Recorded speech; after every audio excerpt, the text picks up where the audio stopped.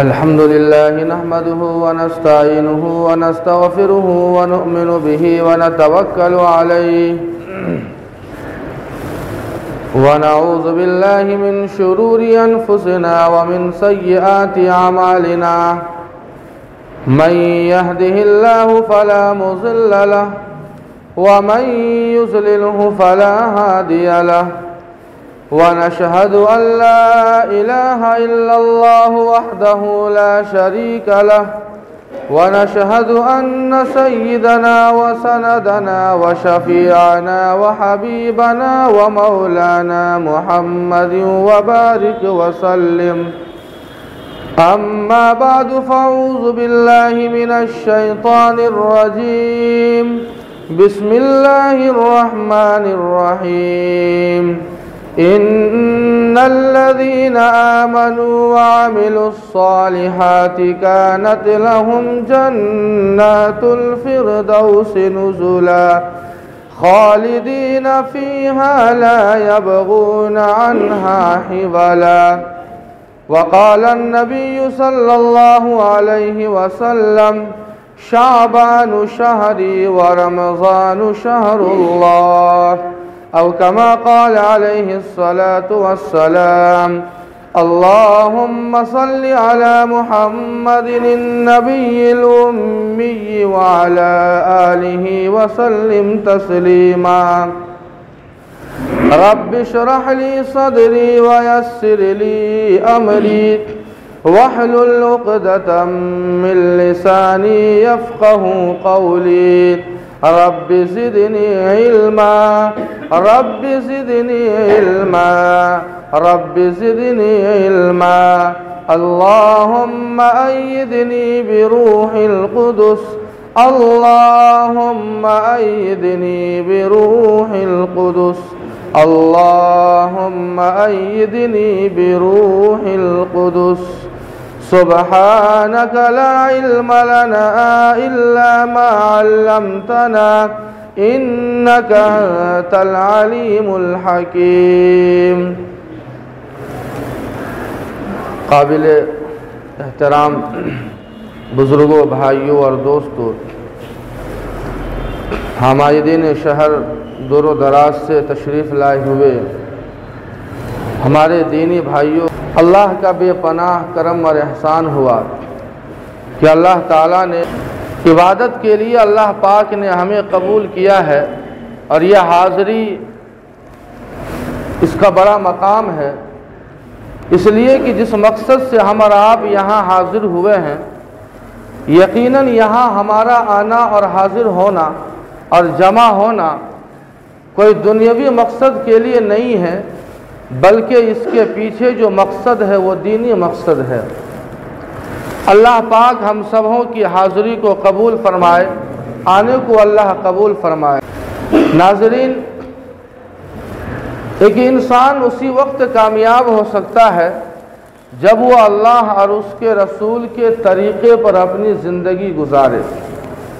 یہ ہم اور آپ جانتے ہیں، جب تک ہم اور آپ اللہ اور اس کے رسول کے طریقے پر عمل نہیں کریں گے، یقین مانیے نہ اس شخص کو نہ دنیا میں کامیابی ملے گی نہ آخرت میں ملے گی. ایک چھوٹی سی مثال لیجئے. ایک عام انسان ہے جسے چھوٹی سی بیماری ہو جاتی ہے.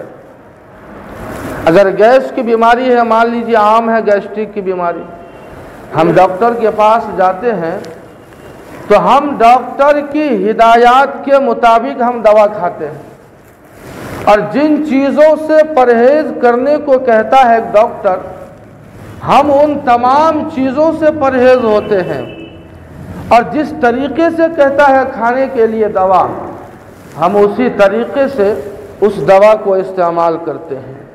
ہمارا یقین ہے اس بات پر کہ اگر ہم نے ڈاکٹر کی ہدایات کی خلاف ورزی کی تو ہماری بیماری ختم نہیں ہوگی. بالکل صحیح بات ہے. اگر ہمارے شریر کو کوئی بیماری لگ جاوے، اس جسم میں کوئی بیماری ہو جاوے، تو ہمیں ایک ڈاکٹر کی ضرورت ہوتی ہے ہم ڈاکٹر کی ہدایات کے مطابق عمل کرتے ہیں، دوا لیتے ہیں۔ ناظرین، اتنا ہمیں یقین ہے، لیکن جس نبی اور جس خدا نے ہمیں اس بات کی یقین دلایا ہے کہ اگر تم اس راستے خدا اور اس کے رسول کے راستے پر عمل کرو گے تو دنیا میں بھی کامیابی ہے اور آخرت میں بھی کامیابی ہے، یہ ہمیں یقین بنانا ہوگا۔ اس بات کا یقین بنانا ہوگا کہ ہمیں دنیا اور آخرت میں اگر کامیابی مل سکتی ہے تو اللہ اور اس کے رسول کے صحیح راستے اور طریقے پر عمل کرنے سے کامیابی مل سکتی ہے۔ لیکن ہمارا اور آپ کا کیا حال ہے؟ ہمارا آپ کامیابی کو اس طریقے میں ہم تلاشتے ہیں جس طریقے کو ہم نے ایجاد کیا ہے۔ ہمارا آپ جس طریقے کو دین سمجھ کر ہم کر رہے ہیں، یقین مانیے وہ طریقہ جس طریقے کو ہم دین سمجھتے ہیں، خدا یا رسول کا طریقہ ہم سمجھتے ہیں، یقین مانیے وہ طریقہ نہ نبی کا ہے نہ خدا کا طریقہ ہے۔ پھر وہ دین، وہ طریقہ کس کا ہے؟ ایک چھوٹا سا واقعہ سنیے، بات سمجھ میں آئے گی۔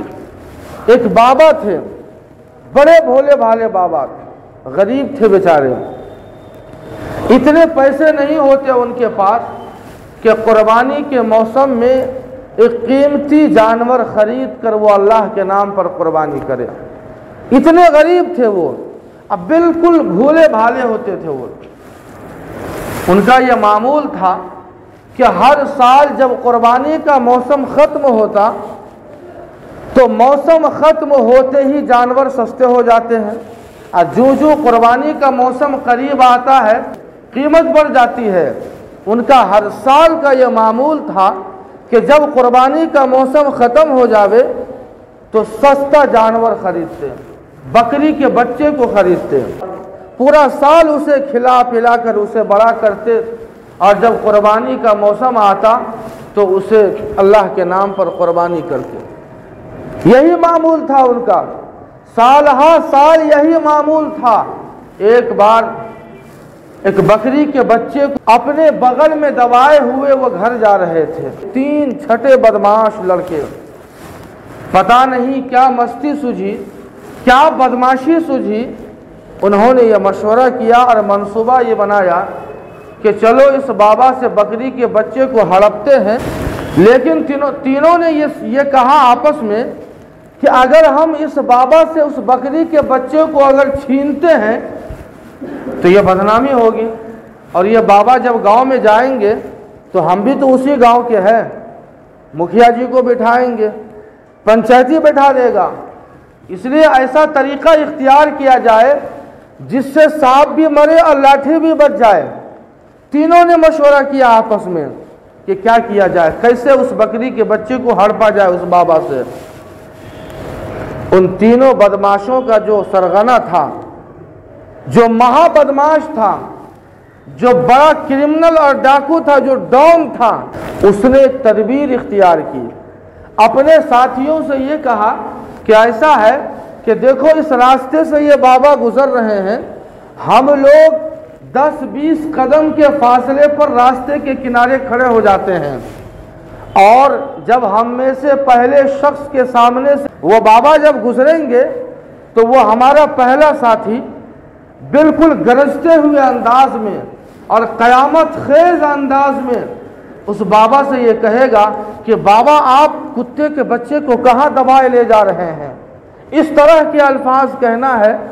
چنانچہ وہ بابا آ رہے ہیں، اس راستے سے گزر رہے ہیں، پہلا وہ بدماش جب اس کے سامنے سے بابا کا گزر ہوا تو اس بدماش نے ہلہ شروع کر دیا، شور مچانا شروع کر دیا کہ بابا کتے کے بچے کو کہاں لے جا رہے ہیں آپ، چھوڑ دیجئے۔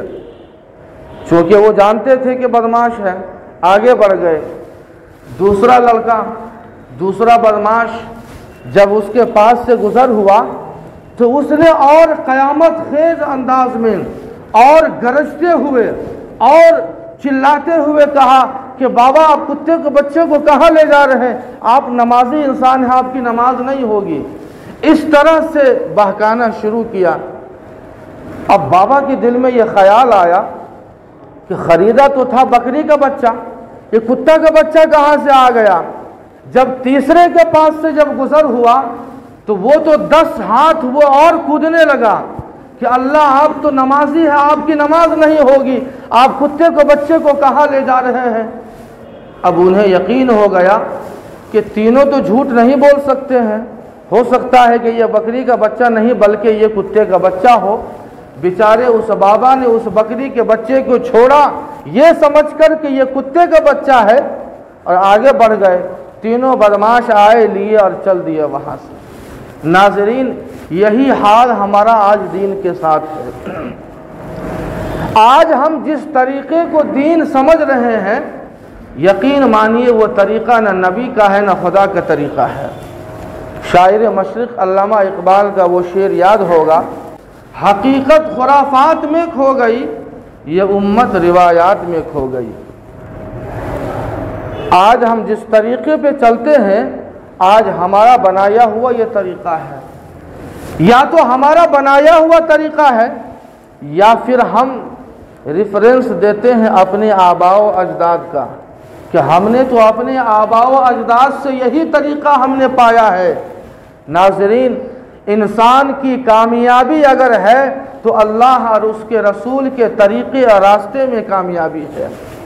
اگر ہم دنیا اور آخرت کی کامیابی چاہتے ہیں تو ہمیں اللہ اور اس کے رسول کے صحیح اور اصلی راستے اور طریقے پہ عمل کرنا ہوگا۔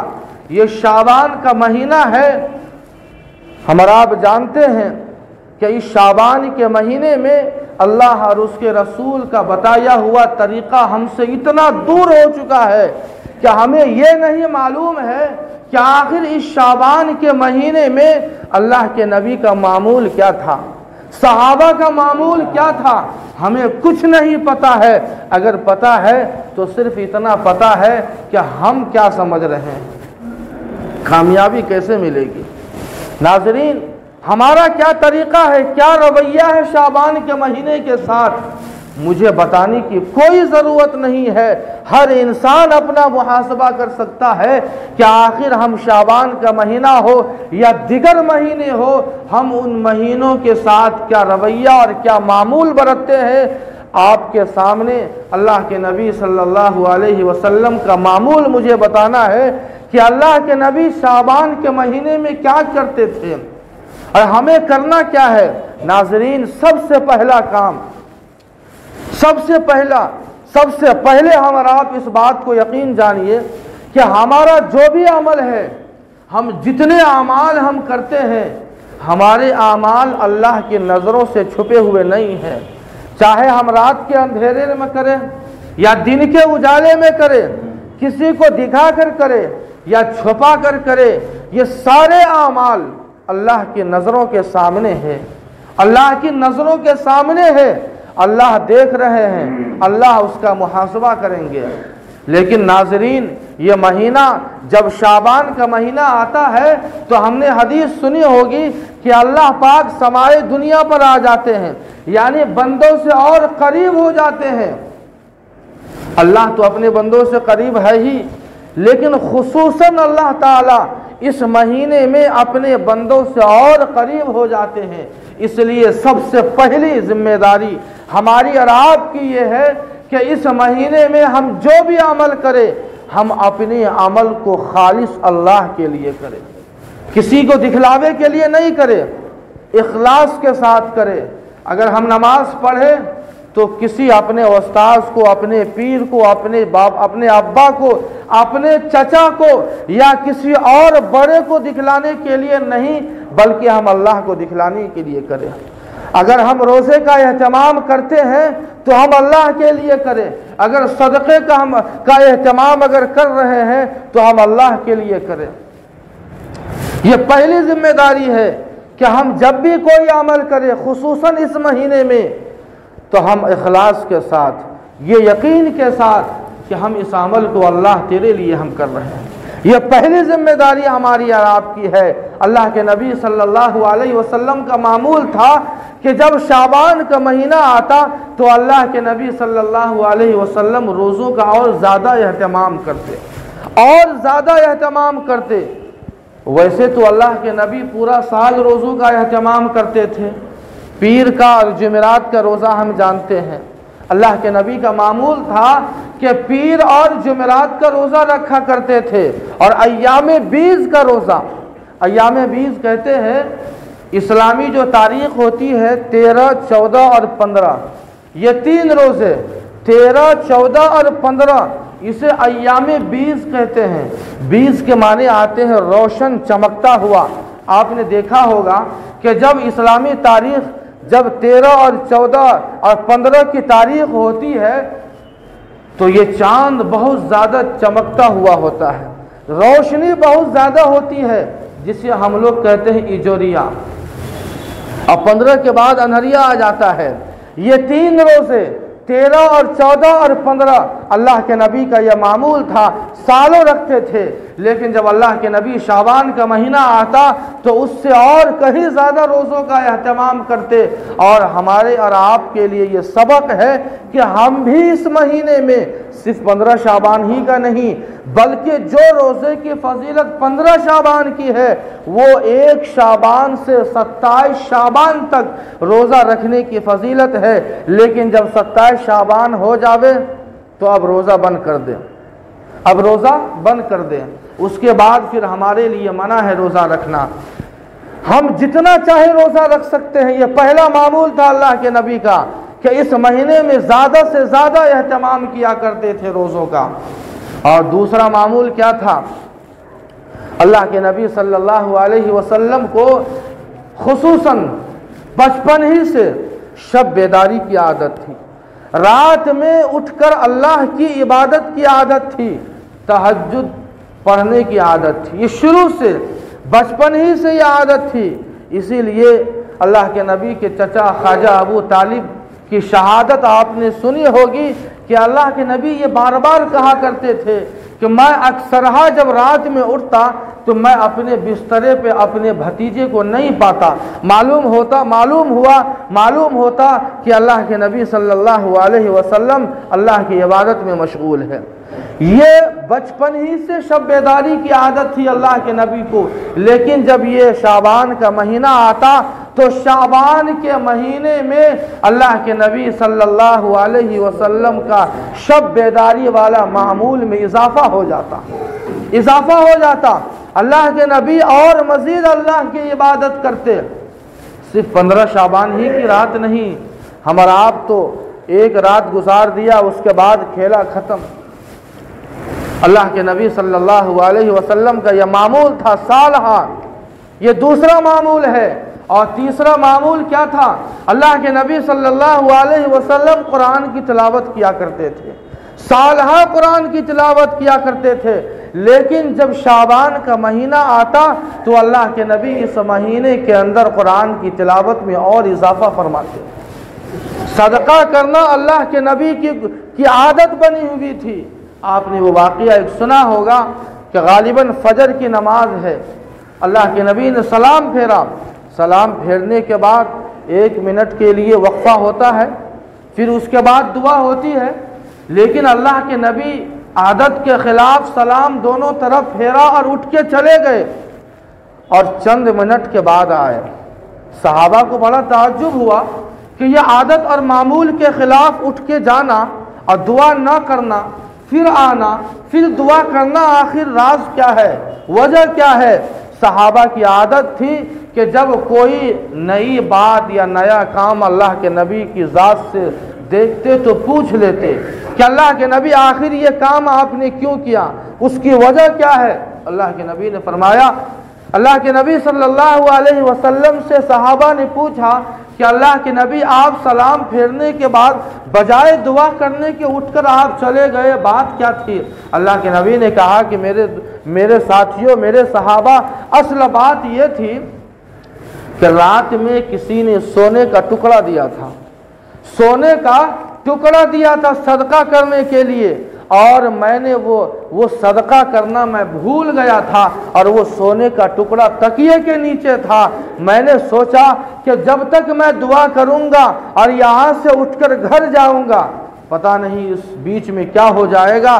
اس لیے سب سے پہلے جب میرے دل میں یہ خیال آیا، اللہ کے نبی فرماتے ہیں کہ سب سے پہلے میں گیا اور اس ٹکڑے کو صدقہ کیا اور تب آیا پھر میں نے دعا کی۔ اللہ کے نبی کا یہ معمول تھا، لیکن جب شعبان کا مہینہ آتا تو شعبان کے مہینے میں اور زیادہ صدقے کیا کرتے تھے۔ یہ چند معمولات تھے۔ ایک معمول اور تھا، شعبان کی جو 15ویں رات ہوتی ہے یہ مغفرت کی رات ہوتی ہے، یہ برات کی رات ہوتی ہے۔ شعبان کی ہر رات مغفرت کی رات ہے، ہر رات یہ برات کی رات ہے۔ اللہ تعالیٰ کو تو بہانہ چاہیے، رحمت خدا بہانہ میں جوید۔ اللہ تعالیٰ جو ہے اپنے بندوں کے گناہوں کو معاف کرنے کے لیے تو تیار ہے، وہی تو ہے۔ اللہ تعالیٰ ندا لگاتے ہیں، آواز لگاتے ہیں، حل من مستغفرین، حل من مستغفرین، کوئی ہے میرا بندہ جو مجھ سے مغفرت چاہے، اپنے گناہوں کی معافی چاہے؟ یہ اللہ تعالیٰ ہر رات یہ اعلان اور ندا لگاتے ہیں، لیکن ہمارا اور آپ کا کیا حال ہے؟ اس لیے میرے بھائیوں، میرے دوستوں، رمضان کا مہینہ آ رہا ہے۔ رمضان کے مہینے سے آنے سے پہلے ہم ان تمام عبادتوں کی عادت اپنے اندر بنائے، اور مقصد صرف اتنا ہے کہ اگر ہمارے اندر جب روزوں کی عادت ہوگی، بھوک پیاس سہنے کی عادت ہوگی، قرآن کی تلاوت کی عادت بنے گی، ذکر و اذکار کی عادت بنے گی، صدقہ اور خیرات کی عادت بنے گی، اور مغفرت چاہنے کی عادت اور طلب ہوگی، تو رمضان میں یہ اعمال ہمارے لیے آسان ہو جائیں گے، یہ اعمال ہمارے لیے آسان ہو جائیں گے۔ اس لیے ہم اپنے تمام گناہوں سے اس مہینے کے اندر، شعبان کے مہینوں میں، شعبان کی راتوں میں ہم اللہ سے اپنے گناہوں کی معافی طلب کروا لیں، ہم معافی طلب کروا لیں۔ لیکن اگر ہم نے اللہ سے اپنے گناہوں کی معافی طلب نہیں کروائی تو یقین مانیے رمضان کی آمد ہے، ہم صحیح معنی میں رمضان کی قدردانی ہم نہیں کر سکتے ہیں۔ یا اللہ نے جو ہمیں معمول بنایا ہے یہ عبادات کے، یہ صدقہ اور خیرات کے، صرف اسی لیے تاکہ ہم رمضان کا صحیح استقبال کر سکے، رمضان کو صحیح ہم گزار سکے۔ لیکن اس کے لیے یہ شعبان کا مہینہ یہ پیش خیمہ ہے، یہ ایک مقدمے کے طور پر ہے۔ اللہ تعالی ہمیں صفائی کرنا چاہتے ہیں، ہمارے قلوب کو صاف کرنا چاہتے ہیں، تاکہ رمضان کی انوار، رمضان کی برکات کو ہم اپنے دلوں میں بسا سکے، اپنے دلوں میں پیوست کر سکے، اللہ کی رحمت اور اللہ کی برکتوں سے ہم استفادہ حاصل کر سکے۔ اللہ پاک سے دعا ہے کہ اللہ پاک ہم سبوں کو اس ماہ شعبان کی قدردانی کی توفیق عطا فرمائے اور رمضان کا مہینہ ہم سب کو نصیب فرمائے۔ وما علینا الا البلاغ۔